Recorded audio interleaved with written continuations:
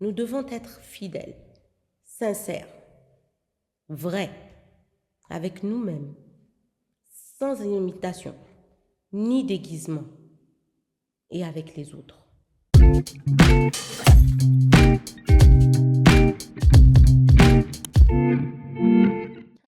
Bonjour à toi.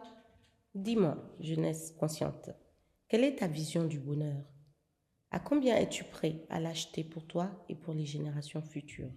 Changer le monde n'est pas la mission impossible ou vaine que l'on pense qu'elle est.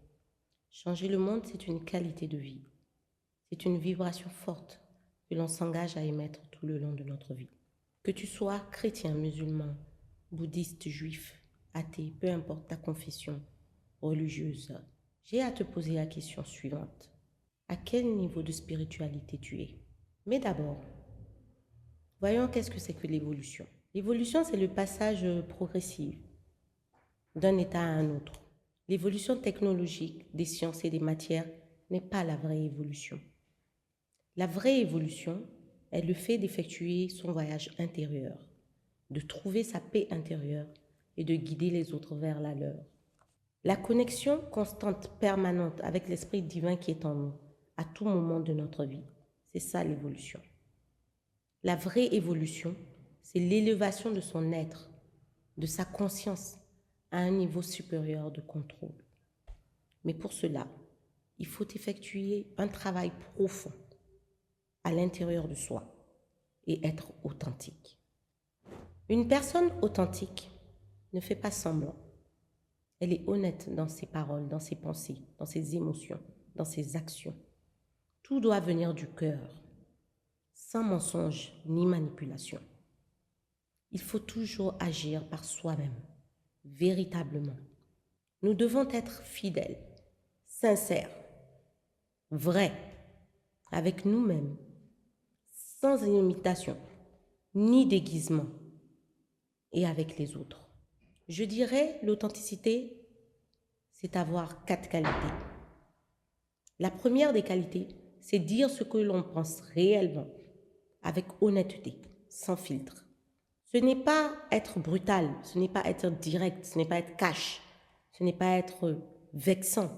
Non, ce n'est pas de la brutalité, mais de la cohérence entre ce qu'on pense, ce qu'on ressent et ce qu'on dit. C'est parler avec sincérité et respect. La deuxième qualité, quand on est authentique, c'est agir en accord avec ses valeurs, même si ce n'est pas populaire, même si les autres ne partagent pas les mêmes opinions. C'est créer soi-même sa vie de façon sincère, libre, sans fuir ses responsabilités et ses devoirs. C'est vivre de manière consciente, sans se perdre dans la routine et dans les avis des autres. La troisième qualité, quand on est authentique, c'est de porter aucun masque social, ni pour plaire, ni pour manipuler. Aujourd'hui, avec les réseaux sociaux, les publicités, les images retouchées, les mensonges politiques, le marketing, l'authenticité est le plus recherché. Le public est perdu et manipulé. L'authenticité est une mine d'or. Il est important d'être et de rester crédible, respecté, capable de relations sincères. La dernière qualité, quand on est authentique, c'est assumer sa personnalité, assumer ses émotions, sans tricher. Pour nous-mêmes, nous devons nous sentir alignés avec ce que l'on est vraiment. Éviter de jouer un rôle qui nous éloigne de notre bonheur. Pour les autres ou avec les autres, nous devons créer des relations vraies, sincères, profondes et durables. Nous devons inspirer confiance. C'est totalement OK de ne pas avoir la même vision des choses que les autres, mais il faut les partager avec clarté et courage. C'est ça être authentique. Plus on cherche à plaire à tout le monde, plus on s'éloigne de ce qu'on est réellement. Concrètement, être authentique, c'est choisir de ne pas mentir pour plaire. C'est choisir de ne pas mentir pour être célèbre, pour être populaire. C'est assumer ses goûts, même s'ils ne sont pas populaires, même s'ils ne sont pas partagés par les autres. C'est communiquer avec transparence, sans mensonge. C'est ça être authentique. Je dirais aussi que l'authenticité, passe par l'acceptation de sa vie, telle qu'elle est. Nous devons travailler irrémédiablement sur l'acceptation de nos vies, de ce que nous ne pouvons pas contrôler dans nos vies. C'est là où se trouve la difficulté d'être authentique. C'est céder à Dieu, notre envie pressante de vouloir tout contrôler et accepter tout ce qui peut arriver. C'est ça être vrai. Nous devons garder à l'esprit que nous sommes d'abord esprit et que nous sommes sur terre pour expérimenter cette vie avec un objectif, notre transformation positive. La base de cela est d'abord d'être nous-mêmes, nous connaître et nous aimer tels que nous sommes. Les épreuves auxquelles on est confronté persisteront jusqu'à ce qu'on comprenne la leçon à acquérir. Tant que cette leçon n'est pas acquise, les épreuves se répéteront. Il est donc plus intelligent d'accepter ces épreuves, de les traiter avec légèreté, avec douceur, avec du recul. Car la transformation passe forcément par les épreuves. Mais la victoire est assurée. Lorsque dans nos vies, nous faisons face à d'intenses difficultés, cela semble accablant. Il nous faut beaucoup de courage pour le traverser, pour continuer. L'idéal, en fait, c'est d'embrasser cette expérience douloureuse avec plus de légèreté, plus de douceur.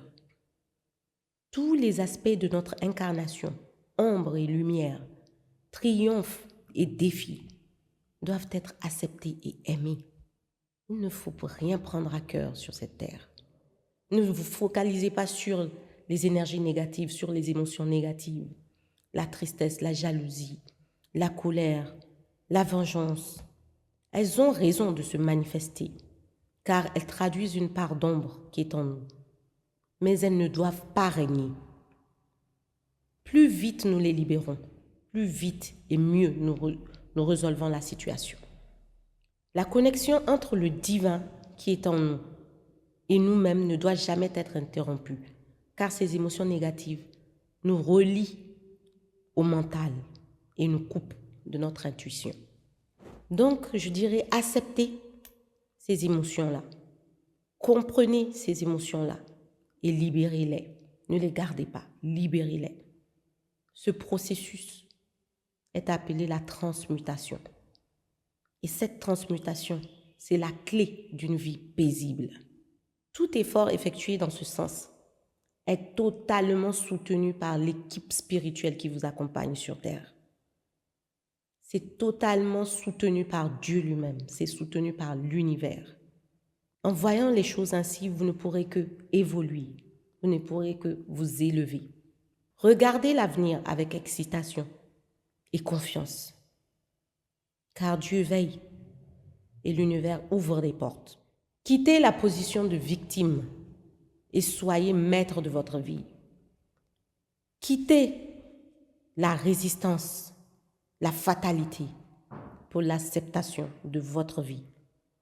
Nous sommes co-créateurs actifs de nos vies. Être authentique, c'est apprendre à mieux se connaître. C'est se connaître par cœur. Et pour se connaître par cœur, on peut mettre en place un journal intime. On peut méditer beaucoup, prendre quelques minutes par jour pour méditer ou par semaine.